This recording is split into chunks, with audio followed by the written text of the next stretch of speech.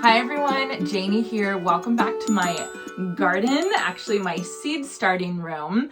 It is absolutely pouring down outside, so there is no way that I can film outside, and it's supposed to be pouring all day long, so I don't even think that I can fit a video into a dry period. So I decided to try and set up a filming place inside today and see how it goes. Since we can't be outside today working with plants, I thought we could be inside talking about plants. So today I wanted to share another plant profile with you all. My plant profiles are a playlist that I have where I am compiling a group of plants that I love, that I'm obsessed with, that I want to share with all of you because I think they will do really well in our gardens. I will link my plant profile playlist down below. The plant I want to talk about today is one that I know and I love, and I'm so happy to have these in my garden, and that is the Loropetalum, otherwise known as the Chinese Fringe Flower. I have 3 of these shrubs in my garden, and boy, do I love them. They are such a fantastic addition and such a wonderful supporting plant in my garden. Loropetalum is a beautiful evergreen shrub that comes in all sizes and all shapes. It blooms late winter to mid-spring, and I think that that's why I love it so much, because it has these tiny, I have the fuchsia colored ones, fringe-like witch hazel type blooms that bloom when really there's nothing else going on in the garden. Even after it blooms, this plant is fantastic because of its foliage color. Most Lorapetalums have deep purple to a burgundy type of leaf color, and it's just such a wonderful backdrop to have in your garden. Chinese Fringe Flower is hardy zone 7 through 10, so they can handle the heat. They can handle our hot, dry California heat, but they also can handle the humid heat of the south, which makes them fantastic. They're native to the woodland areas of China and Japan, and they are part of the witch hazel family, which completely makes sense because the Chinese Fringe flower, the fringy type blooms, are very similar to witch hazel blooms. One of the best things about this plant are the 4 seasons of interest it has. It blooms so early in the season before anything else is blooming. I know I can depend on it for that bright fuchsia pop in my garden. That's the color I have. It just is such a welcome sight late winter. Then after it's done blooming mid-spring, it will sporadically bloom throughout the season. But what's the most important thing for the rest of the season, like I said, is the foliage color. It's so beautiful, and it's such a great rest for your eye in the garden. You know, you cannot have all bright, intense colors. You have to have some spots where it kind of rests and it kind of supports the other really bright plants. And the Loropetalum will do that for you. It's such a fantastic foundation plant, and I don't think you would realize that you needed something like that in your garden until you got it in your garden, and then you realized how much better everything looks because of this Chinese Fringe Flower. Height and spread for Loropetalum varies greatly. You can get them anywhere from 1 foot tall all the way up to 15 foot tall. It just depends on the variety that you're choosing. So if you go with something like Proven Winners Jazz Hands line, they are usually around 3 to 5 feet tall. They can get up to 6 feet tall, but they also have a Jazz Hands Mini, which only it tops out at 12 inches tall. So that's not even a shrub, that's more like a ground cover, which is super cool.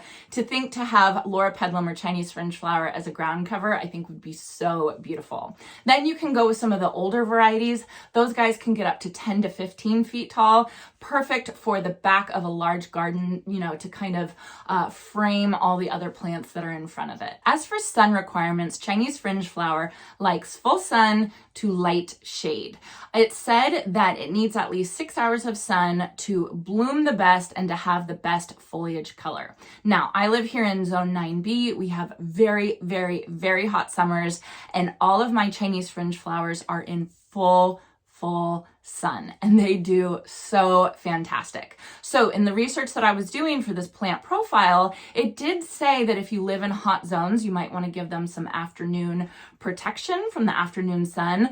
But I don't do that, and my parents don't do that. They have this plant as well in their garden, and they get scorching hot, windy sun from, first thing in the morning to last thing at night, and they do absolutely fine. So I can't attest to how they do in really hot areas of the South, but for me, this plant can handle full sun, full stop. For water requirements, Loropetalum is known as a drought-tolerant plant once it gets established. And I think that that is fantastic, especially because everybody's getting a little bit hotter and a little bit drier. When it's first getting established, you do want to keep the plant moist but not soggy. I kind of treat this plant in my own garden as one of my average plants, and that means that I have 1 gallon per hour emitters attached to all of these plants, so I don't hold back any water from it, but I don't give it any extra water. For soil pH, I was actually kind of surprised to read this, but it says Loropetalum prefer a pH of 4.5 to 6.5, so way more acidic. Now, my soil pH hovers around 7.0, maybe a teeny bit above 7.0, and it does completely fine.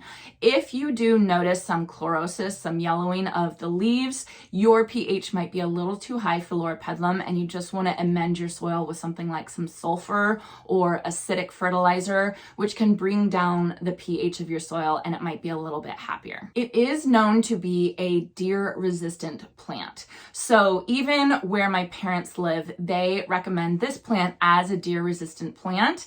However, their landscape architect did say that if the deer do get very hungry, they might chew on this plant a little bit, but it's definitely not one of their favorites. So Chinese Fringe Flower is a no-fuss plant. Once you plant it and once it gets established, you really don't have to think about it too much. You don't really have to prune it unless it gets totally out of control. Now, if you do want to, form it into a hedge or form it into a topiary, it can handle that. But if you just want to just set it and forget it, it can do that. You don't have to fertilize this plant if you don't want to. You can, if you absolutely want to, you can put some all-purpose fertilizer on it in the spring. I have done that before. I really haven't noticed a difference when I did that and when I didn't. What I probably will do this year is I probably will put some compost around the root ball just to kind of regenerate the surrounding soil and make sure there's all the nutrients that it needs there. But it is not something that's absolutely necessary. I would say the only time that you do have to think about fertilizing or amending the soil for this plant is if you do notice any type of chlorosis or yellowing of the leaves, then you do want to put on an acidic fertilizer or something like sulfur. So since this plant is such a fantastic supporting plant, companion plants for it are endless. I mean, take your pick, it will look beautiful with this plant. Some of the plants that I looked up that said that they would go really good with this plant were Lorapetalum, agapanthus, lavender, heavenly bamboo, and then what I have next to it, one of my other foundation plants, is the breath of heaven. So the bright chartreuse of the breath of heaven compared to the deep purple burgundy of my Chinese fringe flower. I love that combination. I think it's absolutely beautiful. Another one that I think would be really beautiful as well would be the Hakanakloa, the Japanese forest grass. Those you can get in beautiful chartreusey colors, and I think that that would be gorgeous right next to the Chinese fringe flower. You can propagate this plant from softwood cuttings taken in the spring and summer. And then for drawbacks, I always like to add in drawbacks for my plant profiles, just so we know what we're dealing with when we get a new plant and put it in our garden. But when I was looking to fill out this slide, I kind of had trouble thinking of drawbacks for this plant, if you can believe it. It's just such a fantastic supporting plant in our gardens. It's perfect for warmer climates. It's heat tolerant. It's mainly deer resistant. It's drought resistant. I mean, it's just a really good supporting plant. So the